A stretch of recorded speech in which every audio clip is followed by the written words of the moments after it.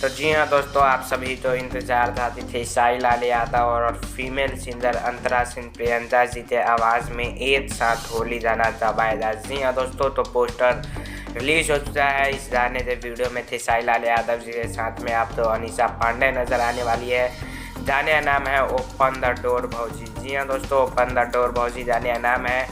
गाने थे साई लाल यादव जी के साथ में अंतरा सिंह प्रियंका जी ने गाया है और ये थे साई लाल यादव जी का इस साल का चौथा होली गाना है, जो कि आदि शक्ति फिल्म से आप लोगों को सुनने को मिलने वाला है। जी हाँ दोस्तों, आदि शक्ति फिल्म से सुनने को मिलेगा आप लोगों को। और आप लोगों को बता दूं कि इस गाने तो यादव लालू जी ने लिखा है और म्यूजिक है श्याम सुंदर जी का।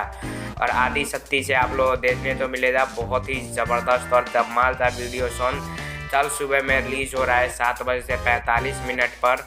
साई लाल यादव और अंतरा सिंह के आवाज़ में बहुत ही बेस्ट जोड़ी जब भी ये आती है होली गाने में। अंतरा सिंह के साथ में साई लाल यादव जी का बहुत ही बड़े बड़े गाने हैं। भतीजवा से मौसी जिंदाबाद एग्जाम्पल है आप लोगों के लिए।